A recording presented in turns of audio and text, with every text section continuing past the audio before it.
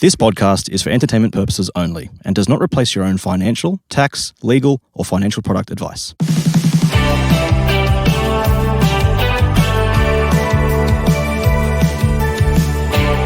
When it comes to our life, we all have one thing in common. We work for a living. We go out each day, invest our time into the workplace in return for money. Your career is the single and biggest investment in your life, and if you were at our Sydney and Melbourne shows, you would know that we're going to be doing more stuff around this career thing over the next 6 months and into next year because it's the next big thing. In this episode, I'm chatting with Seek Research Manager Carolyn North, and we're talking about the laws of attraction, which is a free interactive data tool on the Seek website that is designed to help you uncover the drivers that attract candidates to a role. If you're an employer of people like me, you probably know that attracting top talent can be complex, so understanding the things that candidates care about can make it simpler and give you a competitive edge. On the other side of the coin, if you're an employee, you can use this data to negotiate stuff like salary, flexible working hours, and career development in your job or when you're looking for a new opportunity. This tool can let you filter down by industry, gender, location, and a bunch of different factors to uncover those core drivers, and we'll put a link in the show notes to the Laws of Attraction tool. Make sure you check it out. Now, this episode is brought to you by Seek. I found it really fascinating. I loved talking with Carolyn, and I just want to get you guys to pause all your investing and all your money stuff, everything like that, because this stuff doesn't matter unless you guys are really happy about your work and your career. So listen out for the practical takeaways, get encouraged, enjoy the ride.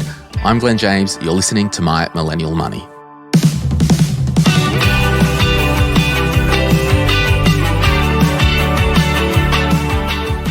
Caroline, thank you so much for joining us on My Millennial Money. I just want to position this, like a lot of this stuff and the laws of attraction tools on the Seek website, which I've used, and it's fascinating, the data that you've got, as much as it is a really good tool for businesses, it's so good as an employee to know what businesses are after, right? Oh, absolutely. Absolutely. You want to be in conversation as a candidate with the organisation that you are looking to join. So you want to know what you can be looking for, what they could be offering. And so it can act as a personal checklist for you to really think, where's my career going? What am I doing with this? And how can another organisation or future organisation help me along my journey? Yeah. So what's your role at Seek? Yes, so I'm a research manager here at Seek. I've been with Seek coming up for over 11 years now. So I look after a number of different research studies, including laws of attraction. Yeah, and how long's the laws of attraction been going on for? So this is our third iteration, and it's been in market for 10 years now. So, wow. Yeah. Awesome. So talk us through the research study and what you're trying to uncover. Yeah, so essentially, Laws of Attraction is a research study that looks to understand the drivers of attraction of candidates. So, as a candidate, what is it that you are looking for when you're looking for your next job? And as you mentioned, we did develop this primarily with hirers in mind because we wanted to help them facilitate better conversations with candidates. I mean, ultimately, it's about the conversation that we're able to connect when you're posting a job ad, when you're looking for that next opportunity, so that hirers out there are communicating in a way that's relevant for you. So really, to do this study, we actually did a huge amount of research in the background to understand, well, what are the drivers? And 10 years ago, we identified 13 different drivers of attraction. And you can think of these as buckets, if you like, of information that you might want to know something about. And underneath each of those drivers is a huge amount of detail that we go into. So, for example, one of the drivers is work-life balance. Yep. Right? But work-life balance, like, what does that mean? It could mean something different to different people. So we actually look at all the detail, for example, that could sit behind that. And, I'm looking at the study that was done at the end of last year. The respondents, very heavily millennial, right? Like we've got 60% 25 to 34, 40% 35 to 44. So really our audience who I'm speaking to, and that's why I want to get you on, there's a good balance, 55% women, 43% men, and 2% gender diverse or self-described. Look, I will say most of the respondents were in a large town or city, 92%. Any other stats there of note? Yeah, I think some of the things that I also think about typically when I'm thinking about this data is seniority as another. So, for example, we know that there are a variety of different measures that are more likely to drive difference. So, great, we've got millennials, but not all millennials are the same.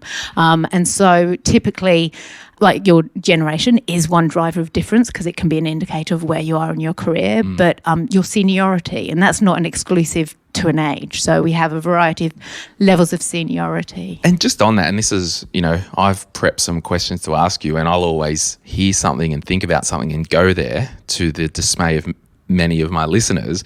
But looking at this stuff, like we have genuine listeners, good quality people who are in their 50s and 60s. Now, if they want to still tweak and change their careers, looking at this data and understanding what employers want will still help anyone of any age, right? Absolutely. The data in this data set is comprehensive and reflective of the Australian working population. But it's even better than that. This data is actually of people looking to change jobs in the next 2 years. Yeah. So just like I wouldn't ask someone their opinion about cars if they weren't in the car market because it's really not that necessarily relevant in their mindset, this data, we've made sure that it's really honed to people that are in that consideration set of actually changing jobs. So that's the audience that you want to be talking to. Yeah. And it's reflective. So we've got all generations, industries, age, genders. And even in terms of places of birth, 58% of people born in Australia, 42% born elsewhere. This is an interesting one as well. 30% of respondents did have children in the household, because we'll talk about that as well as part of some maybe flexibility in the workplace, and 64% didn't have children yet. So if we bring it back to the key drivers, what are the top 5 drivers in the workplace that millennials want? Yes, so the actual top 5 drivers for millennials are salary is their number one driver. And that's got an important score of 27%. That's followed by work-life balance, which has an important score of 23.5%. Career development, which has an important score of 15.4%. Organisational culture, which has an important score of 7.3%. And then you've got culture of the actual management, which is sitting at 6.1%. And I'm going to give you a 6th one because it's very on par. It's job security or market position, which is sitting at 6%. Well, culture really crosses 2 there, doesn't it? Yeah. It's like in the common workers area and all us out there in team land, but also the upper management. Yes, exactly. So it's looking at that overall organisation plus the importance and the impact of management, either because you are part of that set or because that's the management set are influencing your day-to-day experience within your job. So if you are in the job market, on balance, this would be a pretty accurate reflection of everyone listening here of what they would probably consider their top 5, because that's what the data says, on balance, making these on balance calls. If someone wanted to look for a role and salary compensation and comparison, how can they actually do accurate measuring when they are doing their research? Because salary, it is only one part. And I don't know, just you work at Seek here. Every time I see an ad, it's like, just tell us the salary. I don't know, I'm just giving you a bone here to pick up and chew with, because we're in a jobs boom at the moment. And are we saying, well, salaries are good everywhere generally? Are we saying that if they don't show the salary, does that mean it's not a good salary?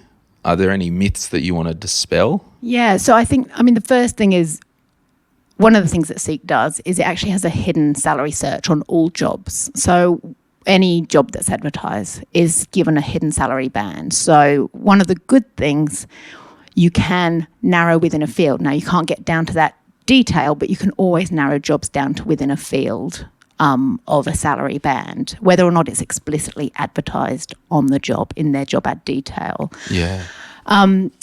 The other thing is a more broad kind of cultural, societal acceptance of talking about salary and actually having those salary conversations.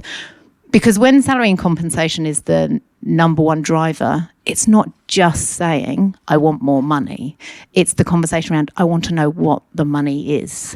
I want to know how that's going to give me the opportunities and choices that I want to make in my life, or how it's going to help me meet my basic needs of putting food on the table, having a roof over my head, clothes on my back. So these drivers where we're looking at especially the top 3 drivers like salary, work-life balance and career dev, they actually align to Maslow's hierarchy of needs. And so they're very fundamental. There's a real kind of truth in them, which is why, having run this study over the last 10 years and not just run it over various time periods, but also in other countries. So we've run it in New Zealand. We've also run this study in our APAC countries. So, for example, Hong Kong, Malaysia, Philippines. We actually see a very consistent trend in having those top 3 drivers, typically in some sort of order, no matter who you are. This is really good because I'm just thinking there, like if I'm sitting here listening to this as a listener, and maybe when I was 25, okay, a million years ago, you're thinking, oh, I really value work-life balance. I shouldn't talk about that at an interview, but the world has moved and it wouldn't be weird to not bring it up at an interview at an organisation, right? Absolutely. And more so now than ever before. And if anything, that is the single thing that the pandemic has done in terms of our drivers of attraction. When I look at the data, I actually see huge amounts of consistency. And there is a massive story in that. But if I'm looking for the change, it's in work-life balance. Yeah. And it's gone from being a nice to have or a delighter to being a must have. Not in terms of the hierarchy, but in the detail. So that thing around work from home or hybrid working, pre-pandemic, take an industry like information technology, for example, maybe 1 in 8 candidates was saying that's a must-have, as in, I will reject your opportunity or not look any further if you are not offering this. It's now 1 in 2.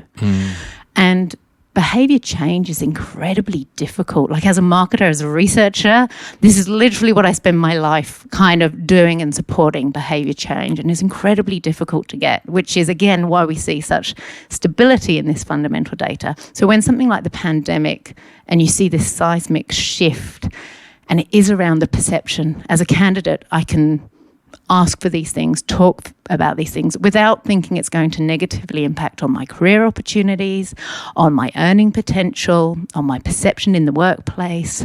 And likewise on the hirer side, that I can actually accommodate having my employees working at home without questioning, are they going to be productive? What's going to happen to the culture? Like, can they functionally and technically work from home? So we've seen this shift. The one thing I would say is that this is really in one set of industries, if you like, and that's office industries. Sure. We've got service industries, we've got resource and trade industries, and your listeners will be across all of them. And so that work from home dynamic is definitely more so on the office industries. But I think as well, like, we can learn from different, like if we look at this data set and it's white collar, for example, right? And you could say that, career development, third biggest driver at 15%. If you're a tradie and you love your job, you love what you do, we know it's a hot market, there's no reason when you are speaking with your boss or manager to say, hey, there's a new S-Bend coming out and, this plumbing company's got a trade show on.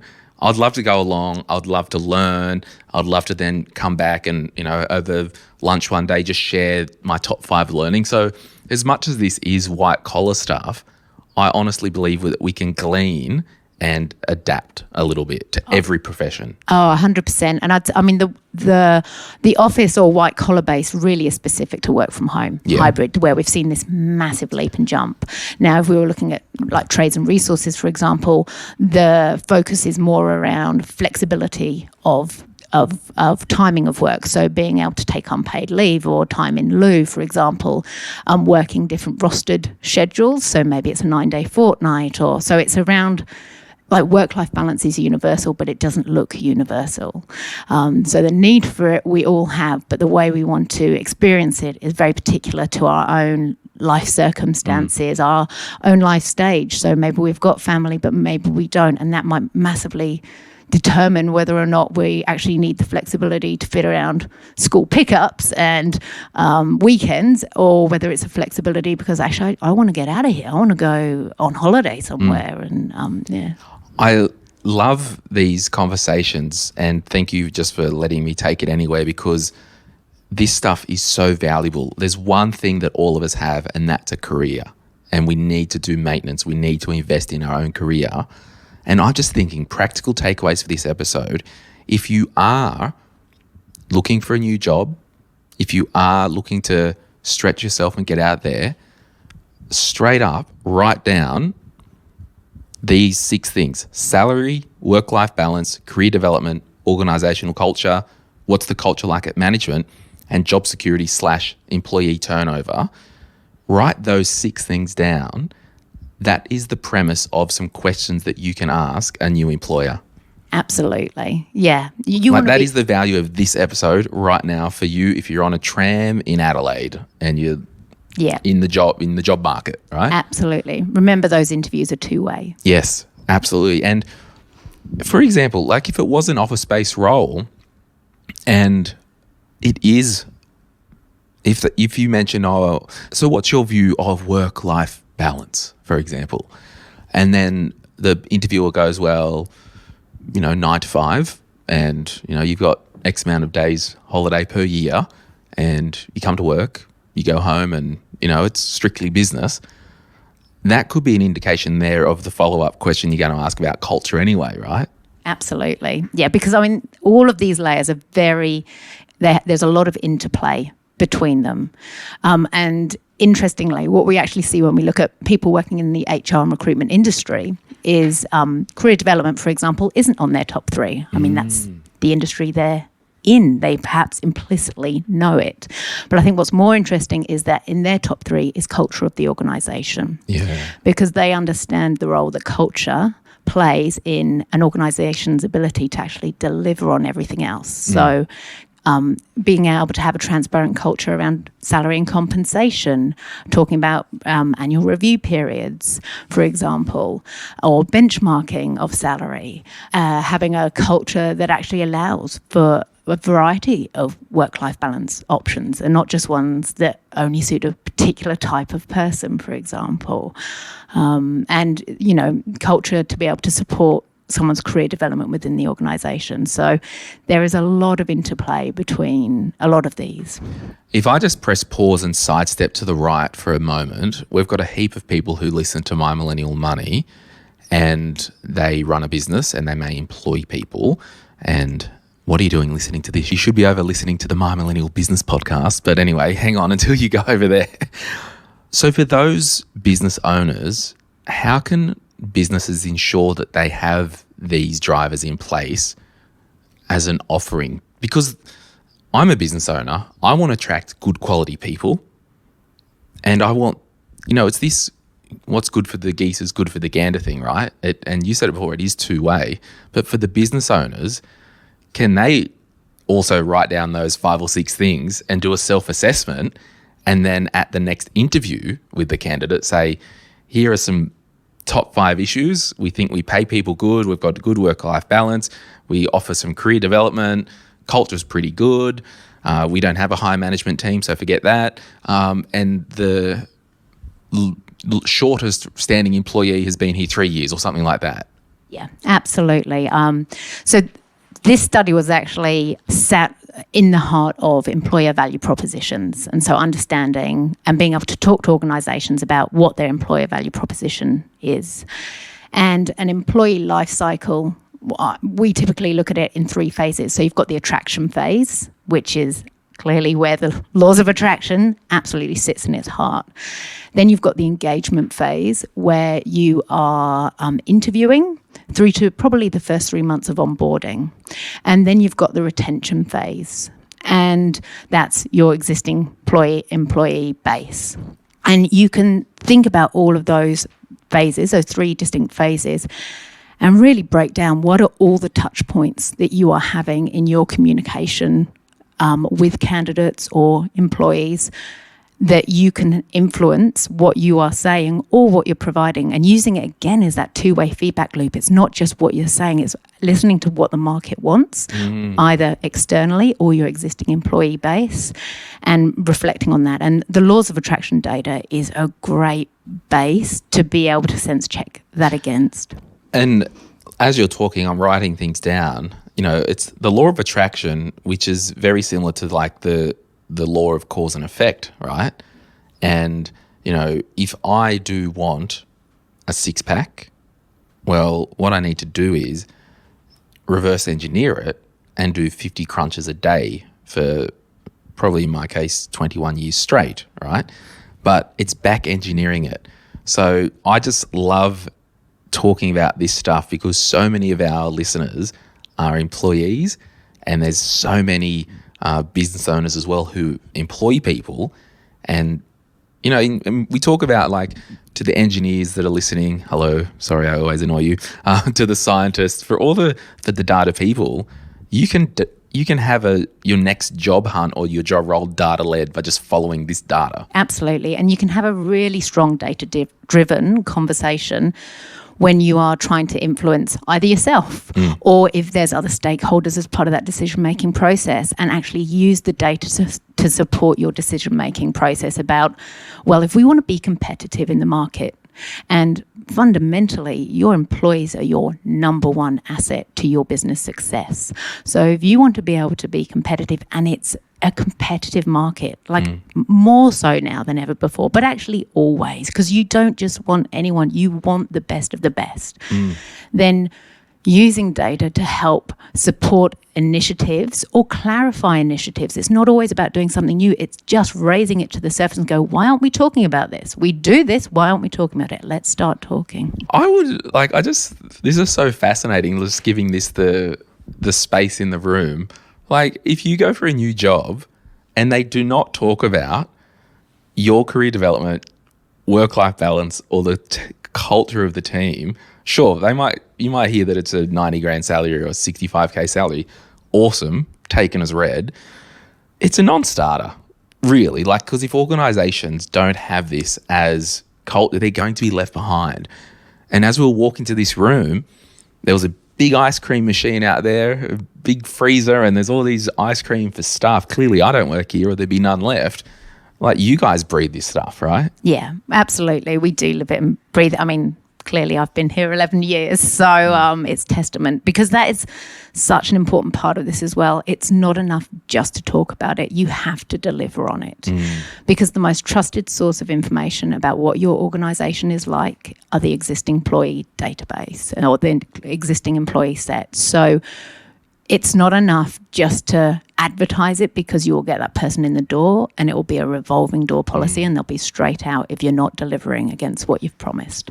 We were talking before how I wrote the book Sort Your Money Out and Get Invested, right? And I was talking with a couple of publishers. And for me, as a business person, it kind of is like an employee relationship, because if I go into a business deal, there needs to be the alignment of, culture and some other things that are different to this list. But one of the questions I asked the publisher, which is Wiley, the big publisher in Australia and around the world, there was like 7 people on this big group call. I said, hey guys, I'm going to ask you a really random question.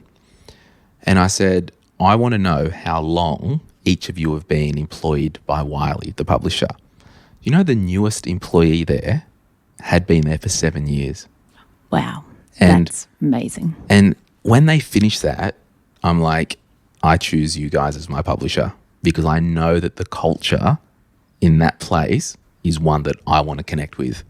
Yeah, that's fantastic. It is a really good sign in many situations. Well, it ticks the security thing. Yeah, absolutely. It probably ticks all the other things as well, right? Yes, absolutely. You've got to say, well, if they're there for a long time, they must be delivering on all the aspects that are important to them. Otherwise, they'd be looking elsewhere. Now, there's a couple of situations where that might not be as relevant. So obviously, in some startup situations where The company's only been around for 10 minutes. exactly, so where it's harder. So because I'm getting to the point where I'm nearly going to be creeping up on I've been at Seek for half its organisational lifetime, which is, but so startup situations, and then I guess that you want to make sure it's checking against values in terms of apathy, that it isn't like an apathy that's setting in culturally that's a within good an point. organisation. Maybe they were the wrong fit for the book. No, I think Too late now. that's it. No, I'll be buying it. I'll be reading it. Yeah. It's just fascinating. And the whole thing is like, can I just? I don't know whether you're going to put this in. So there's the reason I. No, go there. Say it on. Can I? record. Okay. So there's been a term bandied around. I don't know if you heard it, called quiet quitters. Oh. So it's worth checking out. And I can send you a link after this. It got shared with us. It's been getting a little bit of, and what quiet quitting is. We'll put it in the show notes as well so people can click on it. Yeah, okay. So it's where people are not leaving their job, but they are staying in their job, but they're just not putting their hand up for the extra work. They're not doing anything above and beyond. They're not doing any overtime. They're quietly quitting. So they're staying in their job, but they're sort of cruising along. Now, there could be some positives to this. I'm not going to say it's all negatives. Like you could realise that actually I can juggle and balance things differently, or you could potentially get a cultural creep come in where you have got an apathetic But that's like, employee base. in a lot of, from my observation, I haven't experienced this myself, but like when a relationship or marriage breaks down, like their head and their heart and the emotions left the relationship 18 months, 2 years ago. Their body was just around. And That's such a great analogy. The quitting of the divorce is just the execution, but the decision was made 18 months ago. Yeah, absolutely. Yeah. Absolutely. Interesting. Yeah.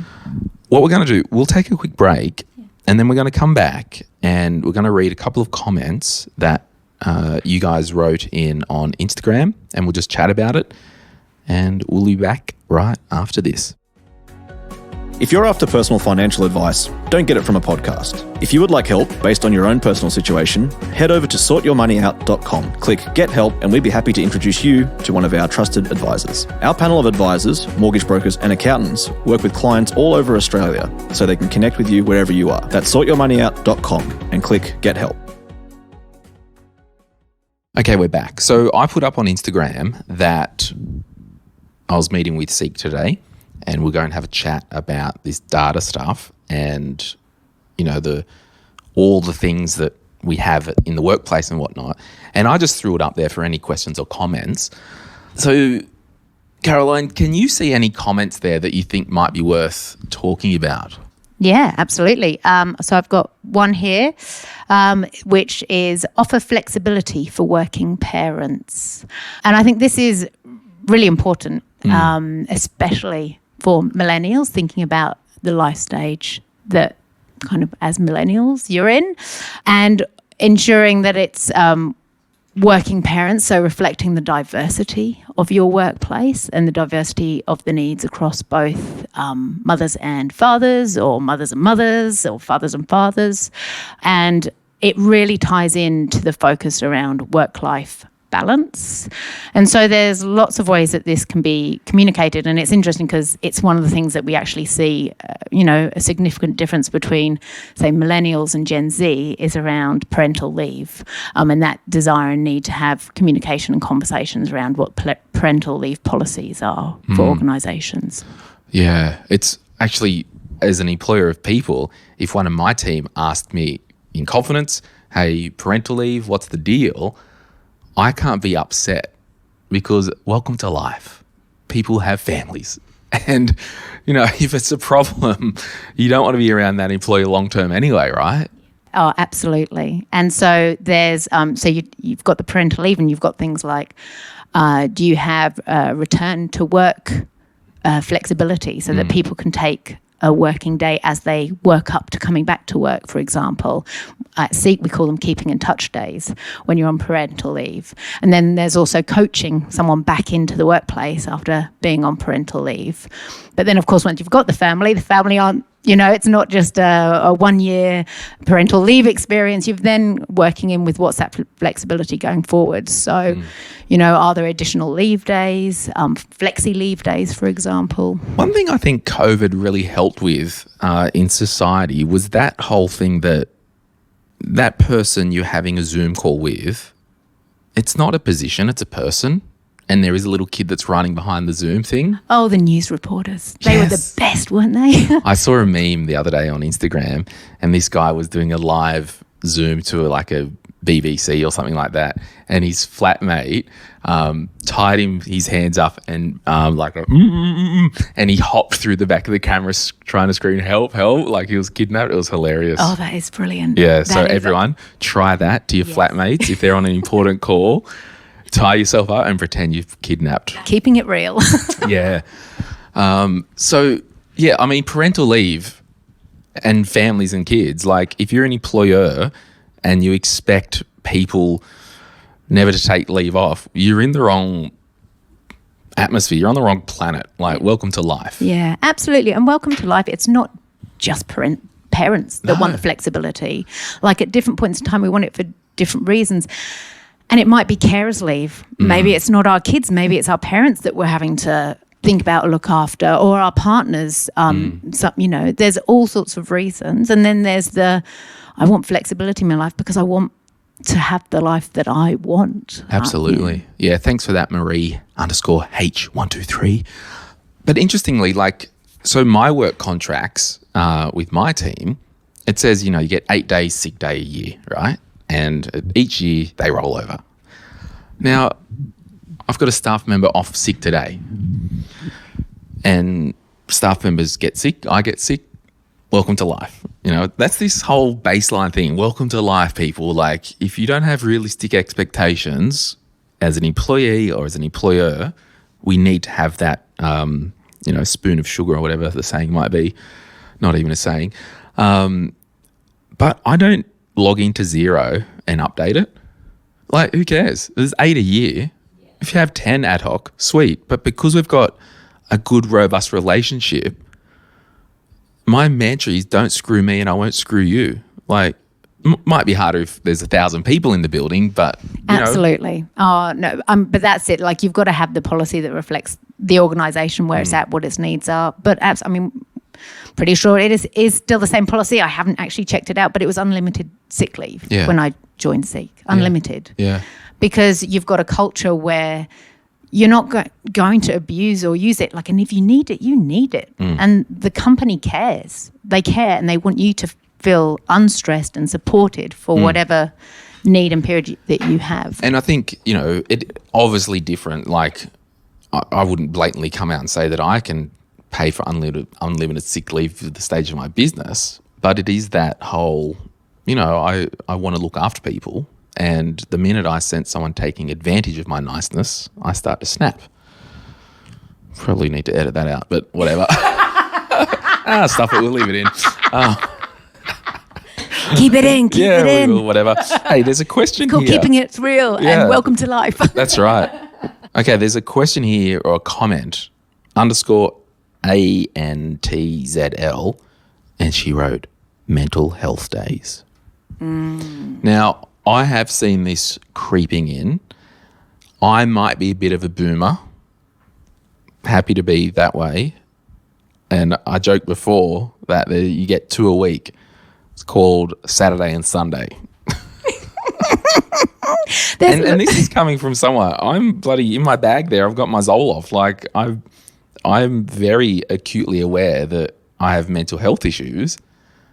But for me, the key is to have the cadence in my life so it doesn't cause me to shut down. And my encouragement to employers listening, I don't know why I'm saying this, you should be, you're the professional, This but is like great.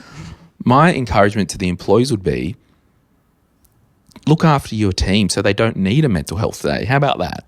You know, cash me outside. How about that? And, you know, it's just my team. I've said it over and over.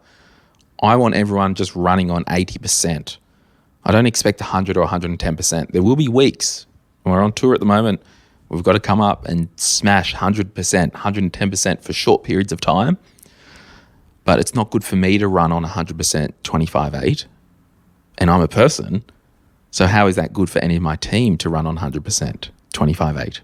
Oh, 100%. Like, it's really about getting that balance right. And if having Saturday and Sunday isn't saying that's all we care about, but it's actually about saying, because that is your time, what we honour, we put boundaries around it. It is yours. You're not on a Saturday and Sunday, just checking in or just taking the odd call or worrying about it or something. But I mean, the mental health, the pandemic really threw a spotlight. I think it's been a topic of conversation for a long time, but I think the pandemic really threw a spotlight on mental health. And again, like so many things, opened up an acceptability to talking about mental health, especially as it relates to workplaces.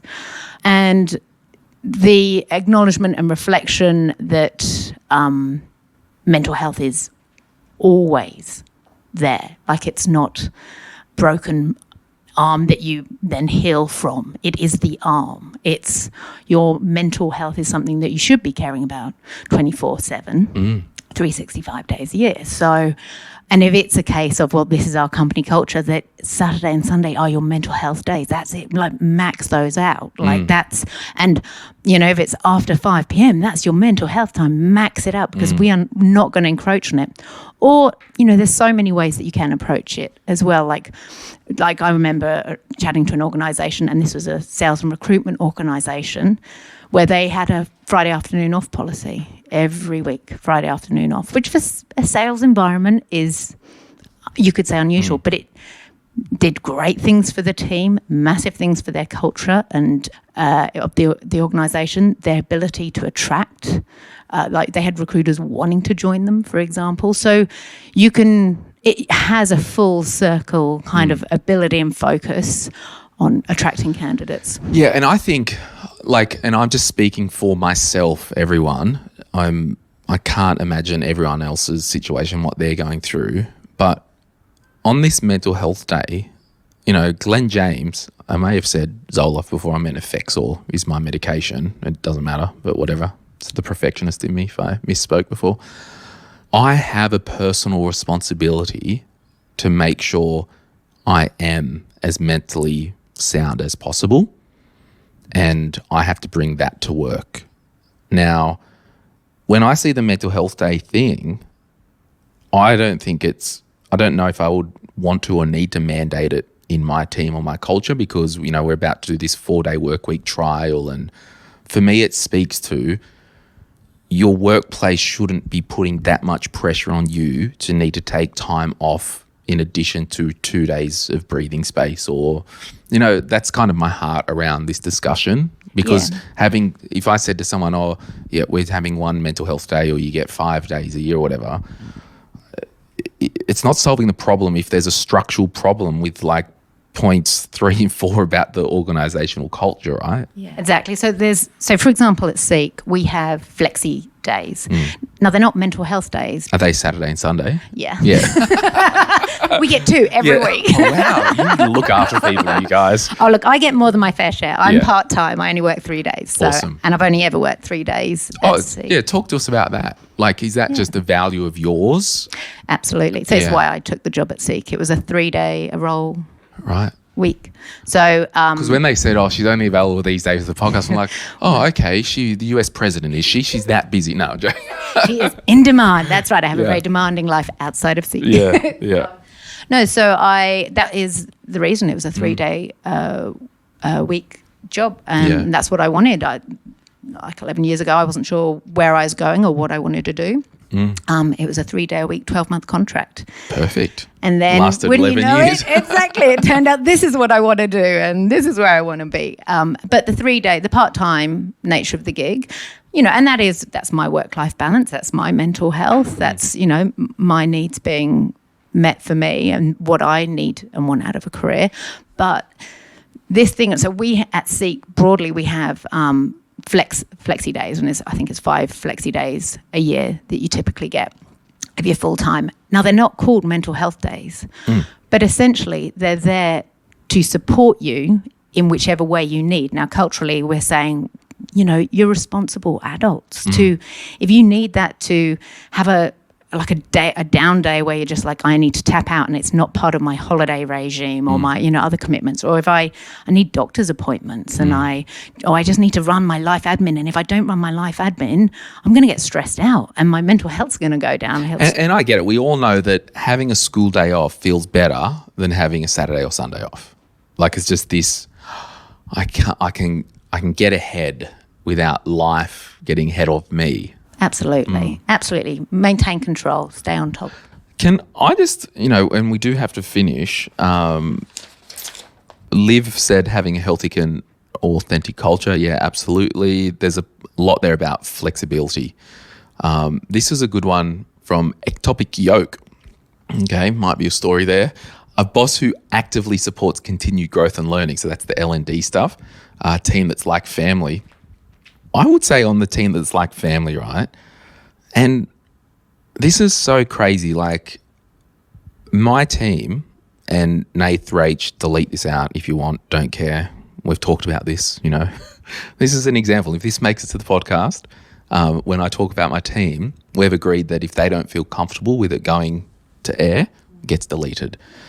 But we've found as a team that, families aren't always rosy. And there is healthy conflict. There is healthy discussion. And we are trying to practice, well, me as in we, about actually having some real talk to actually go, yeah, I felt this made me feel this because of that. And it is awkward, but we stronger out the back of it. And the winner isn't the subject. The winner is that we had the conversation. Absolutely. I mean, yeah, fundamentally that's also what comes back down into laws of attraction, like having the conversation. We're here to support, whether it be in that sort of dynamic and situation or kind of the broader drivers, giving people the confidence to have the conversation and the tools to have the conversation and the structure around which to guide themselves through a conversation. So understanding that absolutely, like conflict can become a dirty word, and it doesn't have to be. It means a difference. It just needs to be healthy. Healthy, exactly. Yeah. Exactly. And so getting to that point where you actually feel safe enough and trusted enough, and you trust in the environment around you, having that sense of belonging so that you can have the healthy conflict that allows you to communicate and air what it is that you want or need. And that's where having like data can really help, because it acts as a third party, the impartial, the unbiased. Like it's not just personal. I've got some information here that can support me through this conversation. Like, look what I'm looking for out of a culture of an organisation. I'd like it to be more collaborative or more supportive, and I'm not alone in that. Like this is actually what. Yeah, sorry. This is what, candidates like me are saying we want and need. Can we have a conversation around it? Look, here's the data. 78% of candidates are saying they want a more supportive working environment. This is so good. I'll be honest. I was talking to Rach on the way in. I'm like, I don't know what I'm going to talk about in this conversation because it's just so out of my wheelhouse, right?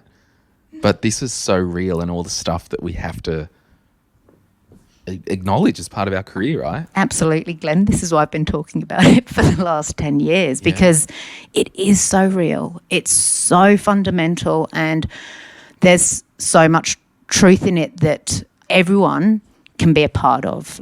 And that's like, this information is freely available. So it's not about information as power over somebody else. It's not about, trying to, keep some cards close to your chest. This is about, let's get open. Let's talk about this. Let's connect over this.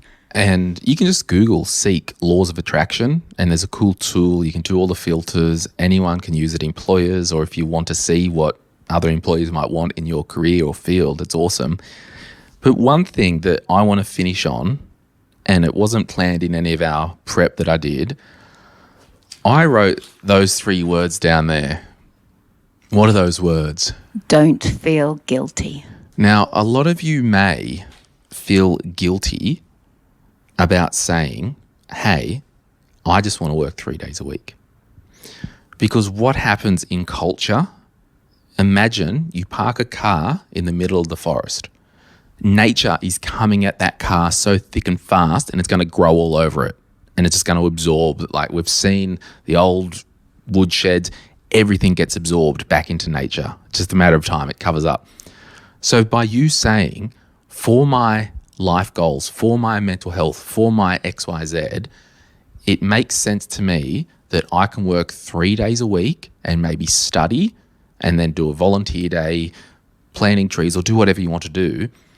You will feel guilty because it's not sociably acceptable or the norm.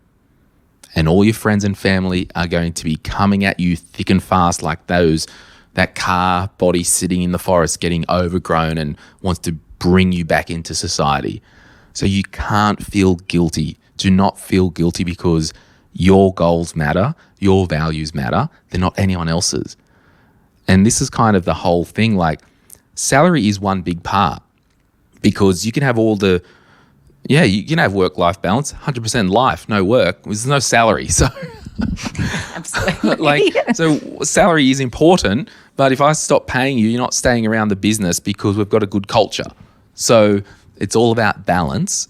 And I just think someone needed to hear that about feeling guilty. Did you have any weird, like, extended, and this is the thing, the extended family, the friends of friends, the shade that you might get. Do you have children? I do now. I didn't when I took that role. Yeah, but like even, mums or dad's group, like, did you ever feel shade? Yeah, it's interesting because there's a lot of shoulds, right? And I think it's a really good word to listen out for. When you find yourself saying, I should take that full-time role, or I should stay in this role, or I should get a new role, like anything that's got the word should on it, just investigate that a little bit further and work out where that should is coming from. Is it the external pressure? Is it the parents, the siblings, the friends, the well-intentioned neighbour, or some article or, TV show? Just think about where has that should come from and work out what part of it is I want to, I need to, I have to, and with it, that desire. Interesting, and I do need to finish, but I could just talk about this all day. I like drawing analogies, right? I'm a bit basic. Yeah, I love it. You love that I'm basic? I love it. Yeah, awesome. Thank you. You're welcome. I should clean my teeth every day, right? Because it's a benefit. I'll get bad teeth, all that stuff, right? If I turn that into I want to have good teeth, it's that back engineering that the should doesn't matter because, and I know it's different to someone telling you should work 5 days a week. Well, maybe you should if you're in debt up to here, you've got big goals, you've got a mess on your hands, you buddy should get to work and clean up your mess. 100%. But if you follow what we teach and, have a lean and agile budget, out of consumer debt, and congratulations to all those who say that they're on the way to doing that and are getting debt-free in the Facebook group, once you get through that and you get to your critical mass for life, there are no more any shoulds. Yeah, that's right. Not from within. Externally there might, historically there might, but absolutely not from within. And it's interesting that should from I should brush my teeth to I actually want to brush my teeth. This is that difference between that behaviour change. And so you've got to have a change in belief. Like a should is a belief. There's a belief that sits behind I should. And if you can change your beliefs to go, I want to because I want to have the best, healthiest teeth, the freshest breath for the rest of my life. Or let's kick this can down the road further. I should get a job and go to work. I want to add value to my life and my community and add intention and purpose to my life. Absolutely. And then you start framing, it opens up and closes down where relevant, a whole scope of opportunities to you.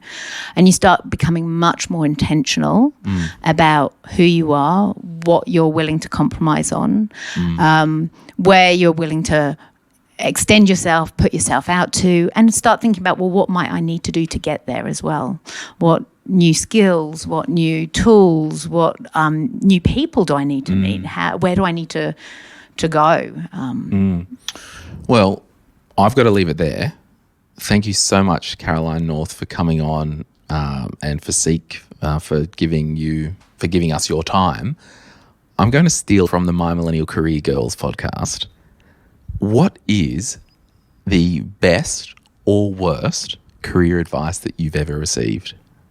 I am going to go with the worst. Yeah. Oh, we love a scandal. Okay. I was 14 years old. I had just completed a week of work experience at the Shaw Theatre in London, and my dad picked me up on the last night, and a production that had been worked on all week was just kicking off, so it was their opening night, and so it was a late night pickup. And I got in the car and I was so excited and I was so high from the week and so exhilarated, and I was like, this is what I want to do with the rest of my life, Dad. And he just turned to me and said, but how are you going to make money? And that was his first question, and he meant it so sincerely. And I don't regret it now, but for a 14-year-old, thinking about all the ways you can coach someone through a career, because having the excitement and the passion is important, but reality hits and you do have to make money.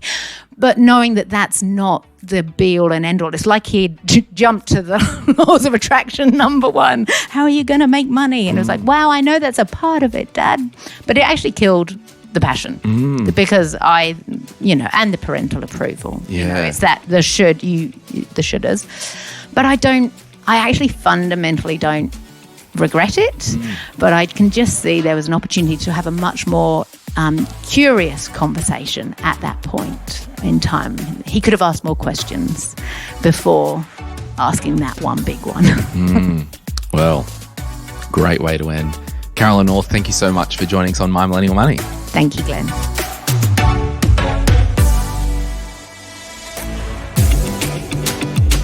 We acknowledge the Awabakal people, traditional custodians of the land on which our studio sits, and pay respects to their elders, past, present, and emerging. We extend that respect to Aboriginal and Torres Strait Islander peoples who may listen to our podcast.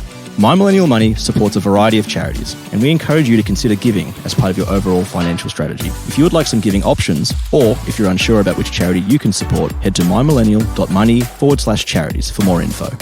This podcast is for education and entertainment purposes. Any advice is general financial advice only, which does not take into account your objectives, financial situation, or needs. Because of that, you should consider if the advice is appropriate to you and your needs before acting on the information. If you do choose to buy a financial product, read the product disclosure statement, target market determination, and obtain appropriate financial advice tailored to your needs. SYMO Interactive Proprietary Limited, the publisher of the podcast, and Glen James are authorised representatives of Money Sherpa Proprietary Limited, which holds financial services license 451289.